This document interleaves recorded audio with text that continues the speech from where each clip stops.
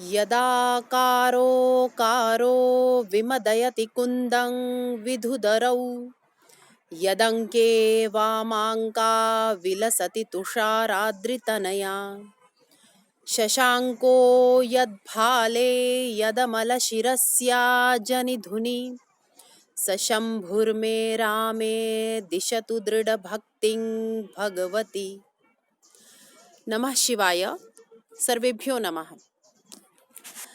प्रिय विद्यार्थिनः, गतेषु दिनेषु भवन्तः सांख्यशास्त्रानुसारं बहून् विषयान् ज्ञातवन्तः। सांख्यकारिकायाम् अस्माभिः तत्त्वानां विषये, प्रमाणानां विषये, करणानां विषये चर्चा कृता।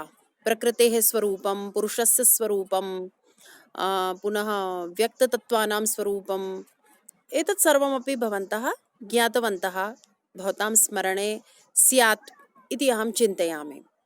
मध्ये अन्तरालः सञ्जातः, अतः पुनरपि एकदा भवन्तः सर्वान् पाठान् शृण्वन्ति तर्हि वरं भवेत्। पुनः अद्य यत् पाठयामि तत्सर्वमपि संयुक्तं भवति यदि एकदा गतपाठानां श्रवणं भवति चेत्।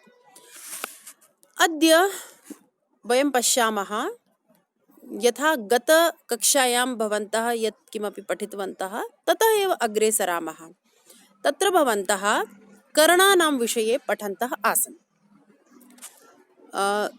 भवद्भिः ज्ञातम् आसीत् यत् कथं करणानां युगपत् प्रवृत्तिः भवति, कथं क्रमवती प्रवृत्तिः भवति। अद्य एतत् जानीमः यत् एतस्मिन् हेतुः कः, कारणं किं, किमर्थं प्रवृत्तिः जायते। एतस्य प्रश्नस्य उत्तरम् ईश्वरकृष्णेन अस्यां कारिकायां प्रदत्तं। कारिकां पश्यन्तु। स्वां स्वां प्रतिपद्यन्ते परस्पराकूत हेतुकां वृत्तिं पुरुषार्थ एव हेतुः न केनचित् कार्यते करणम्। पुरुषार्थ एव हेतुः, एवकारः वर्तते, एवकारः वर्तते अर्थात् अन्यत् किमपि कारणं नास्त्येव, पुरुषार्थ एव हेतुः। इतोपि विवृणोति किं परस्पराकूत हेतुकां स्वां स्वां वृत्तिं प्रतिपद्यन्ते करणानि। करणानि इति अन्वितं भवति, यतोहि करणानां विषये एव अत्र चर्चा अग्रे सरति, अतः तस्मिन् विषये भवन्तः अवगतवन्तः एव स्युः।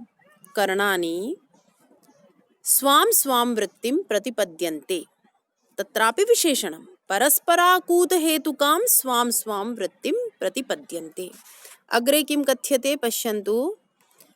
तत्र, तत्र कुत्र, तत्र अर्थात् तादृश वृत्तिप्रतिपत्तौ एवं यत् एतेषां करणानां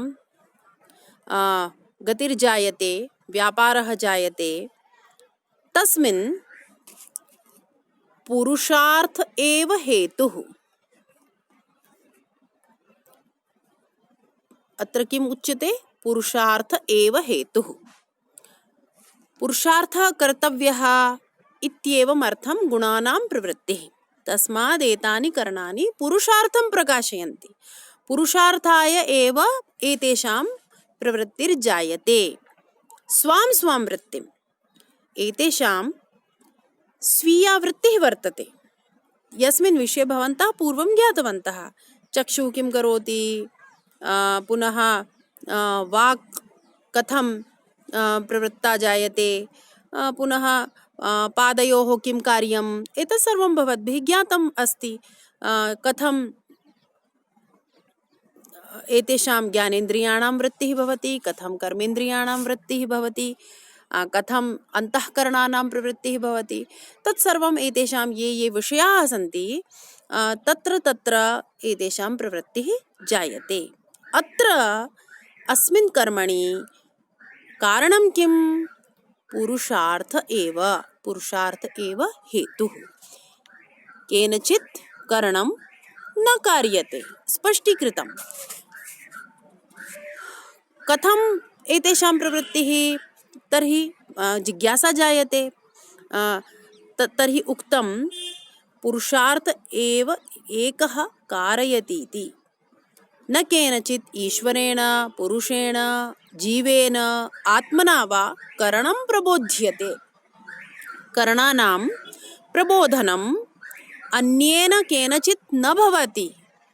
यतोहि सांख्यदर्शनम् अनीश्वरवादी वर्तते। अतः तत्र ईश्वरविषये तु न किमपि कथितं। पुनश्च तत्र एवं स्पष्टीकृतं वर्तते यत् पुरुषार्थाय एव एतत् सर्वमपि प्रवर्तना, एषा सर्वा प्रवर्तना जायते। एतत् सर्वमपि कार्यं दृश्यते विश्वे। हिंदी भाषायामपि सूचयामि। अत्र किमपि बहु तथा विषयः नास्ति। अतः भवद्भिः सामान्यरूपेण एतद् ज्ञातव्यं यत् एतानि करणानि स्वां स्वां वृत्तिं प्रतिपद्यन्ते। तत्रापि विशेषणपदं वर्तते परस्पराकूतहेतुकाम्। अर्थात् परस्परम् एते अभिप्रायम् अवगच्छन्ति।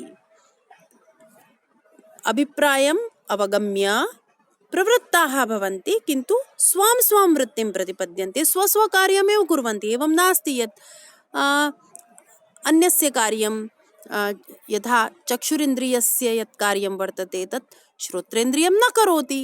अतः अन्येषु विषयेषु अपि तथा ज्ञातव्यं, स्वां स्वां वृत्तिं प्रतिपद्यन्ते।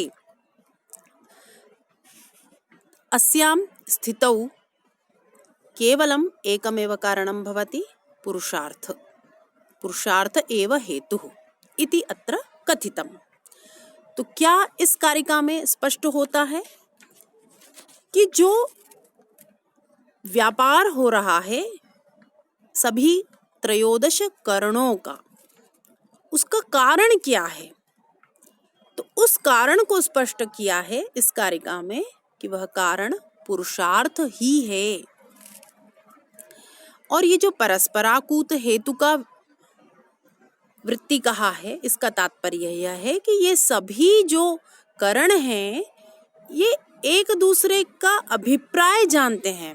देखिए, चक्षुरिंद्रिय के द्वारा कोई वस्तु देखी जा रही है, हस्त के द्वारा उसका उत्थापन किया जा रहा है, रसनेन्द्रिय के द्वारा उसका स्वाद लिया जा रहा है, त्वग इंद्रिय के द्वारा उसका स्पर्श किया जा रहा है।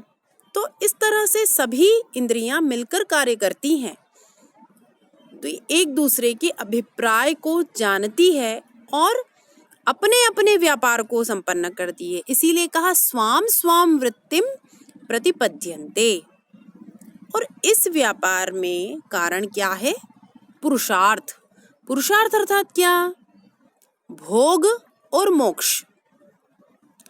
तो आप इतना जानिए कि सभी इंद्रियां इस पुरुषार्थ की सिद्धि के लिए ही प्रवृत्त होती है। पुरुषार्थ के अतिरिक्त कोई आकस्मिक कारण नहीं है, कोई ईश्वर आदि कारण इस प्रवृत्ति में नहीं है। न कोई जीव कारण है, न किसी आत्म तत्व की चर्चा है, अपितु केवल पुरुषार्थ के लिए ही, अर्थात भोग के लिए और अंततः कैवल्य की प्राप्ति के लिए ही यह प्रवृत्ति हो रही है। तो यह आपने जाना कि अंतःकरणादि सभी इंद्रियां परस्पर क्या करती हैं? एक दूसरे का अभिप्राय जानती हैं और अपना अपना व्यापार करती हैं। और सामान्य रूप से इस विषय को आप सभी समझ रहे हैं, जान रहे हैं, क्योंकि आप स्वयं देख रहे हैं कि आपकी इंद्रियां किस तरह से कार्य करती हैं। संयुक्त रूप में ही कार्य करती हैं। सभी इंद्रियां अपना अपना कार्य करेंगी, लेकिन वे परस्पर एक दूसरे का अभिप्राय समझती हैं। और यदि कोई प्रश्न करे कि इंद्रियां तो अचेतन है, फिर इनकी प्रवृत्ति कैसे संभव है? इसी का उत्तर देने के लिए ईश्वर कृष्ण ने इस कारिका में एक शब्द कह दिया, पुरुषार्थ एव हेतु। पुरुषार्थ के लिए इनकी प्रवृत्ति होती है, इसमें कोई ईश्वर इत्यादि कारण नहीं है। तो यह सांख्य का जो अनीश्वरवाद है वह भी यहाँ स्पष्ट होता है, और इंद्रियों की जो प्रवृत्ति है वह किस तरह से होती है और उसमें हेतु क्या है, यह भी यहाँ स्पष्ट हो जाता है। तो एक सामान्य ही विषय यहाँ था, किंतु पूर्ण रूप से तर्क के साथ उसे इस कारिका में ईश्वर कृष्ण के द्वारा प्रस्तुत किया गया। तो इस कारिका का अर्थ आपने जान लिया है, ऐसा मैं समझती हूँ। अगले चित्र मुद्रण के माध्यम से आपको मैं अगली कारिका का अर्थ प्रेषित करती हूँ। सभी को धन्यवाद।